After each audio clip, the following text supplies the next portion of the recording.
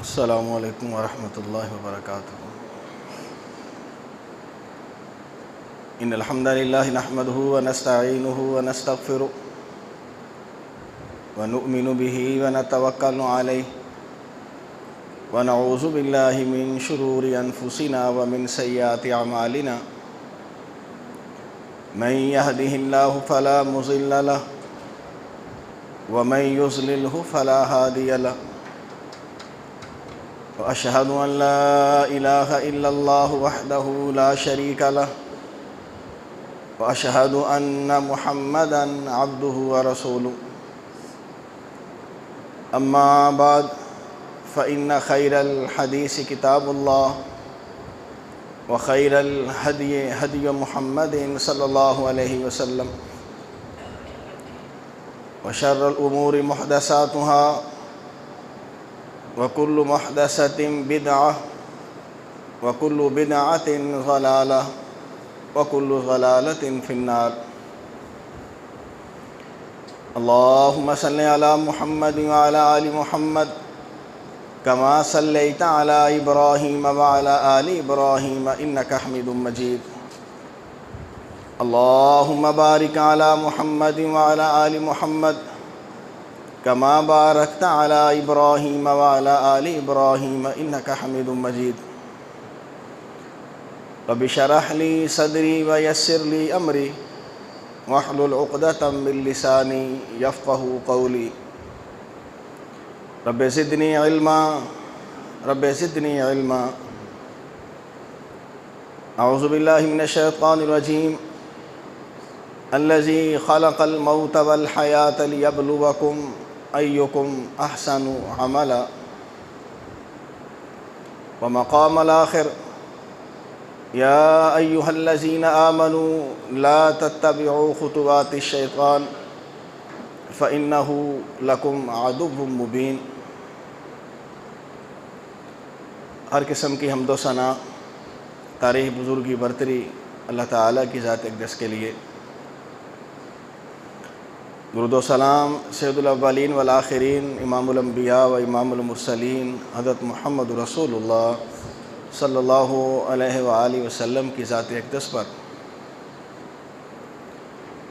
اللہ تعالیٰ کا ہم سب پر احسان، اللہ تعالیٰ نے اسلام جیسی عظیم نعمت سے نوازا۔ دعا بھی کریں، کوشش بھی کریں، اللہ ہم سب کا خاتمہ اسی ایمان پر فرمائے۔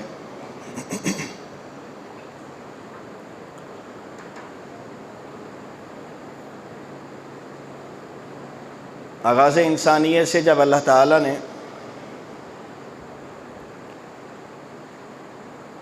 آدم کو سجدہ کروایا، اللہ خود کہتے ہیں کہ اس ابلیس نے ابا واستکبر،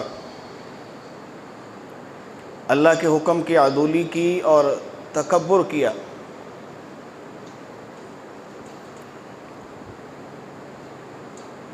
اللہ تعالیٰ نے اس کو جنت سے نکالا۔ اس نے اللہ تعالیٰ سے مہلت مانگی، اے اللہ مجھے مہلت دے، میں تیرے ان بندوں کو جن کو تو نے مجھے سجدہ کرنے کا حکم دیا تھا، یہ بڑے کمزور ہیں، ناتواں ہیں، تیرے باغی اور سرکش ہیں، یہ بندے تیرے بندے نہیں ہیں، مجھے مہلت دے، موقع دے، میں اس بات کو ثابت کروں۔ اللہ تعالیٰ نے ابلیس کو موقع دیا، مہلت دی۔ اس نے کہا میں اس انسان کے، اس آدم کے آگے سے، پیچھے سے، دائیں بائیں، چہار سو میں آؤں گا اور اس کو گمراہ کروں گا، اور بڑی تعداد ان انسانوں میں سے گمراہوں کی ہوگی، تیرے نہیں، اے اللہ میرے پیچھے لگنے والی ہوگی۔ تو گویا وہ تیرے بندے نہیں، مجھ ابلیس کے، شیطان کے وہ بندے ہوں گے۔ اللہ نے پھر اسی وقت اعلان کیا، بس ٹھیک ہے، پھر جو تیری پیروی کرے گا، تیرے پیچھے چلے گا، وہ تیرے ہی ساتھ پھر بالآخر مستقل اور دائمی جہنم کا ایندھن بنے گا۔ مجھے آپ کو اللہ نے خبر دے دی، یا ایھا الذین آمنوا لا تتبعوا خطوات الشیطان، ایمان والو شیطان کی پیروی نہ کرنا، اس کے پیچھے نہ چلنا۔ میں اللہ تمہارا مخلص ہوں، تمہارا دوست ہوں، تمہارا خالق ہوں، تمہارا رب ہوں، میں تمہیں اندر کی خبر دے رہا ہوں، یہ تمہارا دشمن ہے۔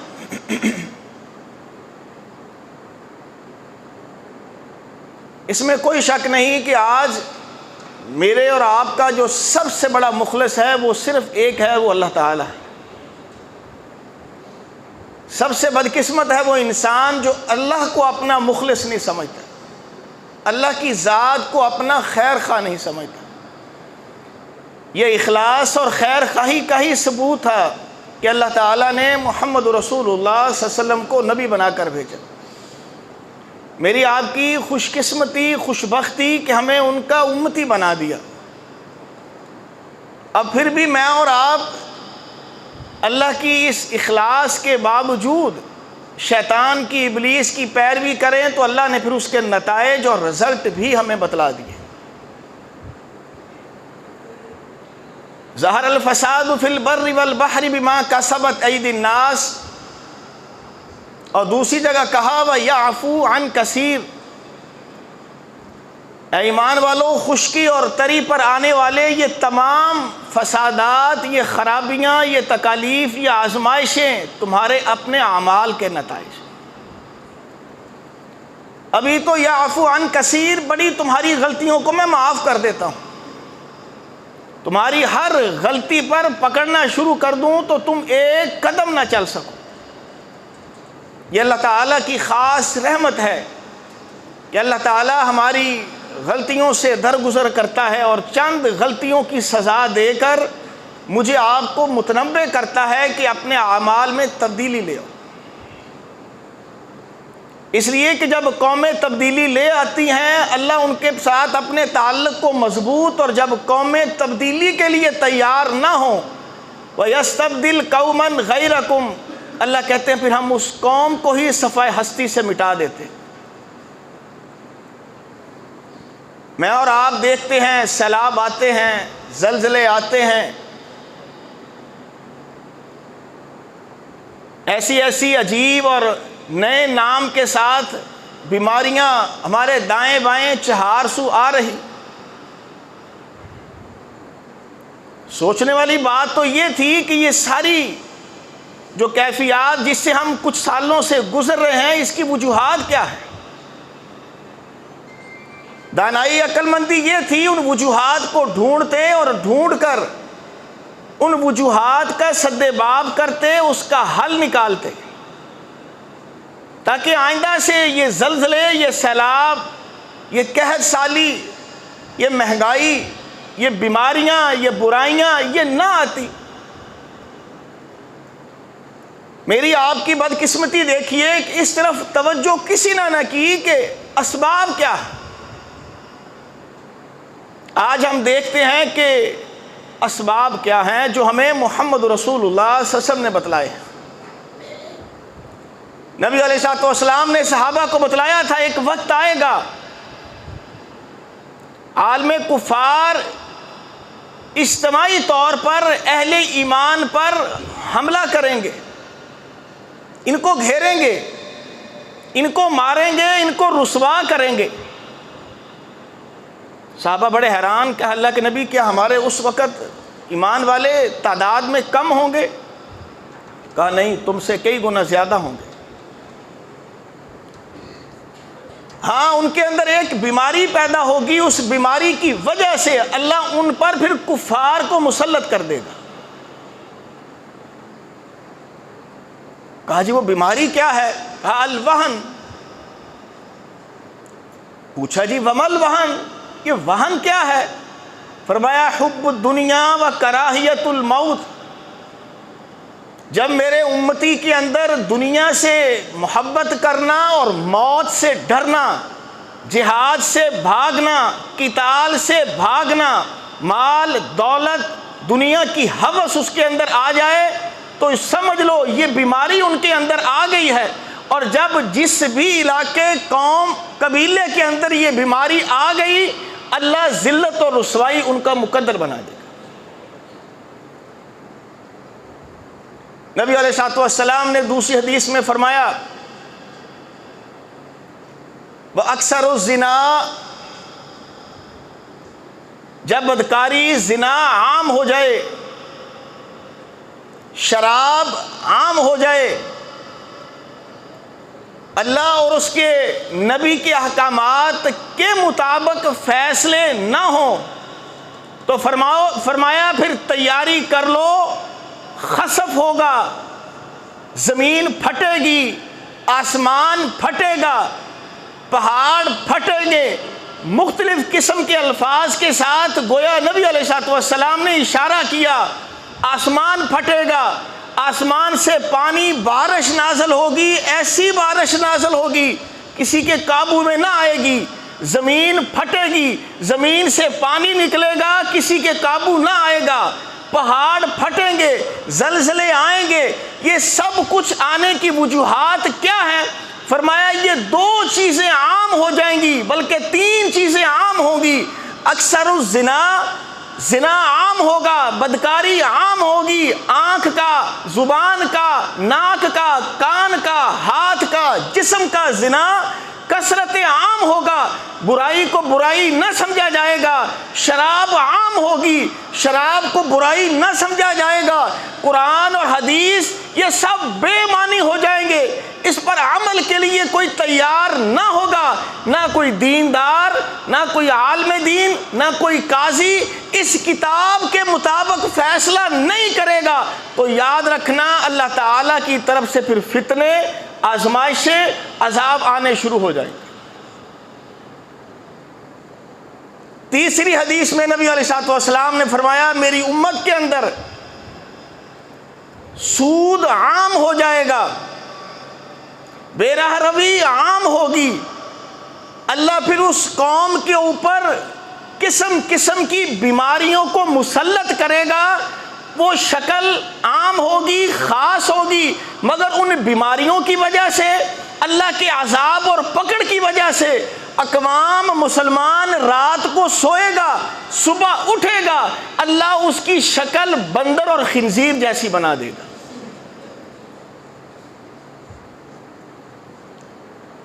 یہ چند بیماریاں، برائیاں جب ایمان والوں کے اندر عام ہوں گی، ہماری قسمت کی بربادی دیکھیے کہ جس عمل کے ساتھ اللہ رسول کے ساتھ لڑائی ہے، جنگ ہے، قتال ہے، اللہ کے ساتھ دشمنی ہے، اللہ کے ساتھ لڑائی ہے، وہ سود ہے جس کا کم از کم کم سے کم ترین درجہ نبی علیہ الصلوۃ والسلام نے فرمایا وہ اپنی ماں سے زنا کرنا ہے۔ بڑی مشکل سے اس بیچاری اسلامی نظریاتی کونسل نے فیصلہ کیا ہی کیا، گورنمنٹ کو مشورہ دیا ہی دیا کہ خدا کے واسطے اس اسلامی جمہوریہ، اس پاکستان سے سود کا خاتمہ کرو، آپ کے ہی میرے بھائی ہیں، آپ کے ہی میرے یہاں رہنے والے ہیں، انہوں نے اس کے خلاف درخواست دی، انہوں نے اس کے خلاف پرزور اپیل کی، نہ پاکستان سے سود ختم نہ کرنا، پاکستان سے سود ختم ہوگا، پاکستان تباہ و برباد ہوگا، پاکستان کا بھٹا بیٹھ جائے گا، پاکستان پوری دنیا میں تنہا رہ جائے گا، مالی طور پر ہم پیچھے رہ جائیں گے، ترقی ہماری ختم بند ہو جائے گی۔ ایسے گھٹیا سوالوں جوابوں کے ساتھ اسلامی نظریاتی کونسل کے اس فیصلے کو کوڑے دان میں پھینکا گیا، نہ پاکستان سے سود ختم نہ کیا جائے۔ لو پھر مزے، واللہ یہ اسی قسم کی سزائیں ہیں جو اللہ کے نبی نے ہمیں 1400 سال پہلے بتلا دیا تھا، اور یہ نہیں کہا تھا پوری دنیا میں، کہا نا امت مسلمہ پر۔ کافر تو کافر ہے، اس کی تو دنیا ہے ہی جنت، وہ تو بیچارہ چند دن عارضی طور پر دنیا کے اندر آیا ہے، بالآخر اس نے جہنم میں جانا ہے۔ یہ احکامات، یہ عمل تو اللہ نے مسلمان کے لیے رکھے تھے کہ آج میرا آپ کا نظام قرآن و سنت پر ہے نہیں ہے، کہ ہمارے قاضی، ہماری عدالتیں احکامات قرآن اور حدیث کے مطابق ہیں یا تعزیرات ہند، تعزیرات پاکستان کے مطابق ہیں کہ وہ جب سے ہم گورے کے ماتحت تھے اس وقت کی بنائی ہوئی اس کی شکیں، اس وقت کا بنایا ہوا وہ گورے کا نظریہ، وہ قوانین آج تک وہ لاگو ہیں؟ اسلامی کوئی قانون، کوئی قرآن، کوئی حدیث کہیں آپ نے سنا ہو قرآن کی اس آیت کے مطابق یہ سزا ہے، حدیث کی فلانی جز اور فلانی تشریح کے مطابق اس کو سزا ہے؟ کوئی ایسا نہیں ہے۔ اسلامی سزائیں تو لوگوں کو ویسے ہی بری لگتی ہیں کہ آج علماء عالم دین قرآن کے مطابق فیصلہ کر رہا ہے یا اپنی فکر کے مطابق فیصلہ کرتا ہے؟ کیا لوگوں کو بتلاتا ہے قرآن یہ کہتا ہے، سنت یہ کہتی ہے، یا وہ کہتا ہے نہیں جو میرے علامہ نے کہا، میرے بڑے نے کہا، میرے امیر نے کہا، میرے امیر کے ساتھ میرے فقہا نے کہا، میرے فقیہ نے کہا، ان اماموں فقہا کے پیچھے لگا کر ہم نے امت کو قرآن سے بھی دور کیا، حدیث سے بھی دور کیا۔ دیکھ لیں سزائیں شروع ہو گئی۔ کبھی کسی نے سنا ہی نہیں تھا ایڈز کیا بیماری ہوتی ہے، سنتے تھے، دماغ میں تھا کہ نہیں یہ دنیا کے ان علاقوں میں رہے گا، پاکستان میں بھی آ چکا۔ قسم قسم کی بیماریاں امت مسلمہ کو گھیریں گی۔ ابھی چند ماہ ہوئے ہیں، بلکہ سنا ابھی بھی ختم نہیں ہوا آپ کا یہ کرونا۔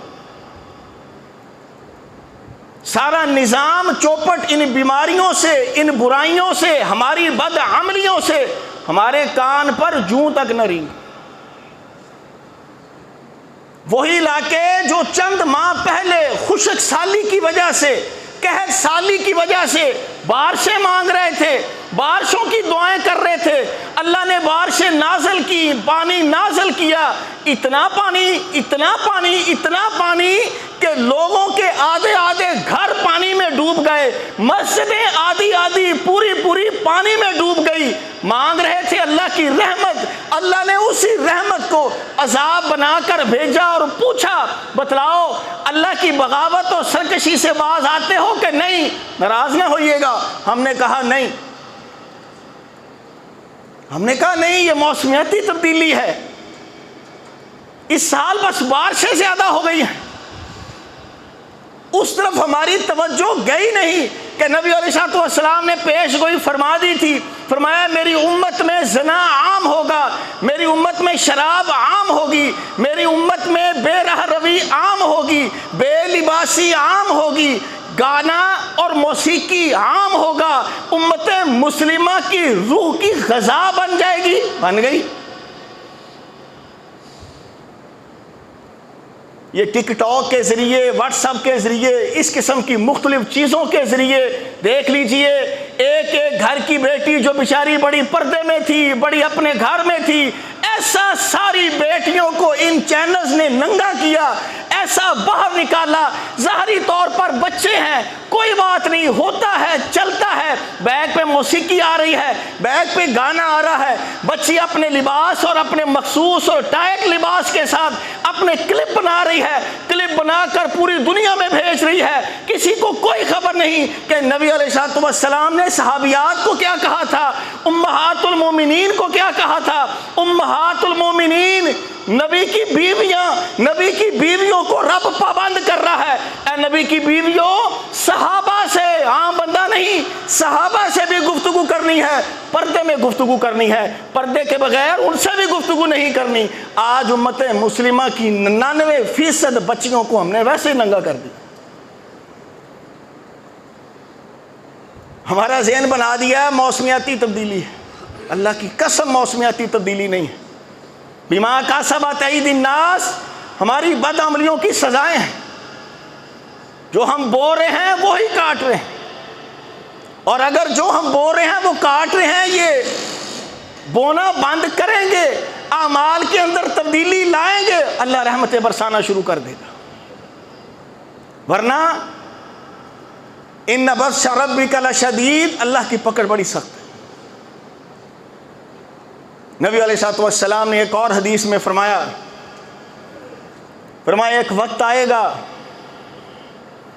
امت مسلمہ کے اندر چند خاص برائیاں، بیماریاں آئیں گی ان برائیوں اور بیماریوں کی وجہ سے ہوگا کیا؟ مسلمان اللہ کے سامنے ہاتھ اٹھائے گا، دعا کرے گا، اللہ ایمان والوں کی دعاؤں کو قبول ہی نہیں کرے گا۔ واللہ وہ وقت یہی ہے، ہر شخص گھر میں بیٹھا، گھر کے لیے دعا، کاروبار کے لیے دعا، اہل و عیال کے لیے دعا، ملک کے لیے دعا، پریشان لوگوں کے لیے دعا، امت مسلمہ کے لیے دعا، سب کے لیے دعائیں کر رہا ہے، کوئی دعا قبول نہیں ہو رہی۔ سبب اور وجہ کیا ہے؟ کوئی خبر نہیں، ہم ڈھونڈتے ہی نہیں وجہ کیا ہے، ہماری پریشانیاں بڑھ کیوں رہی ہیں، ہمارے معاملات خراب ہو کیوں رہے ہیں، دن بہ دن نیچے نیچے نیچے ڈاؤن ڈاؤن ہو کیوں رہے ہیں، کوئی خبر نہیں۔ بس یہ کرونا آیا ہے، کرونا نے ڈبو دیا سب کو۔ ابلیس ایسا کم وقت کرونے پہ ڈلواتا ہے، کرونے تیرا قصور ہے، کرونے کا قصور نہیں تھا۔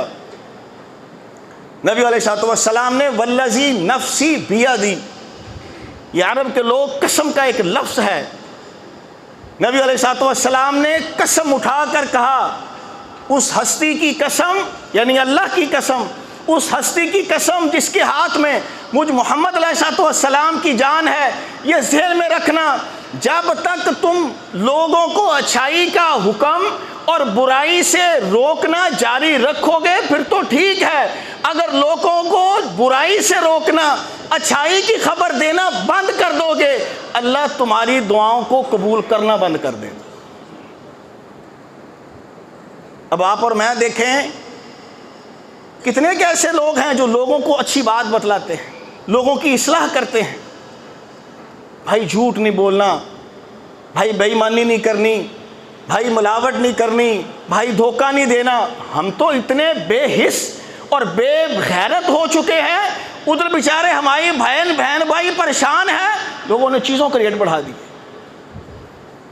جو 2-2 4-4 ہزار کا خیمہ تھا پڑا لوگوں کی دکانوں میں پڑا، اللہ ایسے لوگوں پر اپنی لعنتیں برسائے، لوگوں نے پڑے کے ریٹ بڑھا دیے۔ ہاں اب چونکہ گاہک زیادہ ہے، ڈیمانڈ زیادہ ہے، پڑی چیز کا ریٹ بڑھا دیا۔ کون ہے یہ سارے؟ ہندو ہیں، عیسائی، سکھ ہیں، سب مسلمان ہیں۔ پھر ہم کہتے ہیں اللہ کی رحمت نہیں آ رہی، اللہ دعائیں نہیں سن رہا۔ اللہ کہتا ہے میں کیسے دعائیں سنوں تمہاری؟ کرتوتیں ہیں ہماری، دو ٹرینیں آپس میں ٹکراتی ہیں، ٹکرا کر لوگ زخمی ہوتے ہیں، مرتے ہیں۔ ہمارے بہن بھائی کیا کرتے ہیں؟ کوئی کسی کی گھڑی اتار رہا ہے، کوئی کسی کے کانٹے اتار رہا ہے، کوئی کسی کی چوڑیاں اتار رہا ہے۔ یہ ملعون اتارنے والا کون ہے؟ مسلمان۔ تبدیلی کا ہم اللہ سے کہتے ہیں اللہ تو تبدیلی لا، اللہ کیسے تبدیلی لائے؟ واللہ خدا نے آج تک اس قوم کی حالت نہیں بدلی، نہ ہو خیال جس کو آپ اپنی حالت کے بدلنے کا۔ اگر آپ اور میں اپنی حالت کے بدلنے کے لیے تیار نہیں ہیں، اللہ بھی پھر ایسے جوتے مرواتے رہتے ہیں۔ ایسے یہ آفات، پریشانیاں، تکلیفیں، اجتماعی بھی، انفرادی بھی، ہمیں اس کا احساس اور شعور نہیں ہوگا، مگر اللہ تعالیٰ کی طرف سے بے برکتی، بے رحمتی ایسی ہوگی کہ بندہ بے سکون ہو جائے گا۔ جس کے پاس کچھ ہے وہ بھی بے سکون، اور جس کے پاس نہیں ہے وہ بھی بے سکون۔ حل ایک ہی ہے، کافر کے لیے کوئی حل نہیں۔ میں نے آپ کو پہلے بھی کہا دنیا سجن المؤمن و جنت الکافر۔ اللہ کے نبی نے فرمایا یہ دنیا کافر کے لیے ہم نے جنت بنائی ہے، مومن کے لیے قید خانہ ہے۔ مومن نے یہاں وہ کرنا ہے جو اللہ نے حکم دیا ہے، ایمان والے نے وہ کرنا ہے جو نبی علیہ السلام کی سنت ہے۔ اگر اس کے کرنے کے لیے تیار ہے تو ٹھیک ہے، ورنہ نہیں۔ آخری حدیث سن لیجئے، کئی بار آپ کو سنائی۔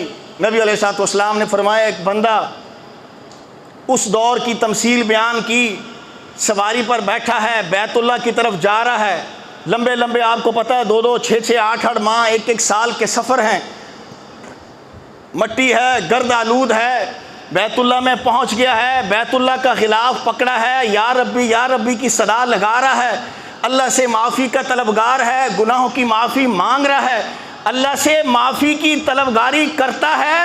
آسمان سے اللہ اس کو آواز دیتے ہیں خبردار تیری معافی ہم قبول نہیں کریں گے۔ وجہ اور سبب کیا ہے؟ وجہ سبب اللہ ساتھ بتلاتے ہیں، اس لیے کہ مشربو کا حرام مطعمو کا حرام، تیرا کھانا حرام، تیرا پینا حرام، ملبسو کا حرام، تیرا لباس حرام، غذی بالحرام، تیرا جسم تو حرام غذا سے بڑا پلا ہے، اس کو تو نے حرام رزق سے پالا ہے، تو جو حرام رزق سے پلتا اور بڑھتا ہے، میں اللہ ایسے بندے کی دعا کو قبول ہی نہیں کرتا۔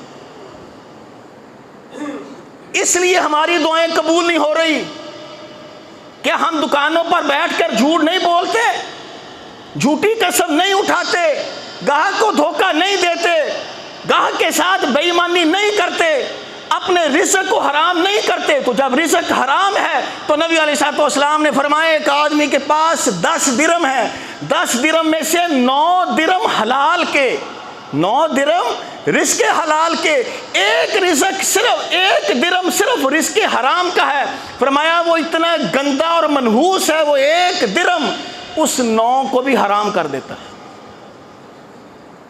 واللہ ہم اپنے پاؤں پر خود کلہاڑیاں مار رہے ہیں۔ آج میں اور آپ صرف اپنے پرافٹ پر توجہ ہے، نفع پر توجہ ہے، میرا نفع بڑھے، میرا پرافٹ بڑھے، وہ حرام سے بڑھ رہا ہے، حلال سے بڑھ رہا ہے، جھوٹ سے، بے ایمانی سے، دغا سے، وہ کیسے بڑھ رہا ہے کوئی غرض نہیں، بڑھنا چاہیے بس۔ کیسے پھر رحمت کی بارش ہو، پھر زحمت کی بارشیں ہوں گی، کیسے سیلاب رکیں، کیسے زلزلے رکیں، کیسے کرونا بند ہو، کیسے باقی بیماریوں سے نجات ملے، جب میں اور آپ رزق حرام پر پل رہے ہیں۔ تو یہ وہ کیفیت، حالت اور وقت ہے، اللہ میری آپ کی کسی کی سن نہیں رہا۔ اور یہ ذہن میں رکھیے گا، اگر سن بھی رہا ہے تو یہ بھی آزمائش ہے، یہ بھی ایک فتنہ ہے کہ اللہ دے رہا ہے، دے رہا ہے، دے رہا ہے، دے کے ایک دم اللہ تعالیٰ پھر بندوں کی آزمائش کر کے ان کو اور پریشانیوں اور آزمائشوں میں مبتلا کرتا ہے۔ اس لیے خدایا ان بیماریوں، ان آزمائشوں، تکلیفوں کے اسباب ڈھونڈیے، اور اسباب میں اور آپ ہر شخص اپنے اپنے گریبان میں ڈھونڈے، نظر مارے، اس کو خبر مل جائے گی، ہاں ان پر عذاب میری وجہ سے آ رہا ہے، پوری قوم پر عذاب میرے اعمال کی وجہ سے آ رہے ہیں۔ انفرادی اجتماعی اللہ سے توبہ طائب ہوں، معافی مانگیں، رزق کو حلال کریں، پھر انشاءاللہ العزیز اللہ پر توکل بھروسہ کرتے ہوئے دیکھیے گا اللہ اپنی کیسے رحمتیں برکتیں برساتے ہیں۔ اللہ مجھے اور آپ کو عمل کی توفیق عطا فرمائے۔ وما علینا الا البلاغ۔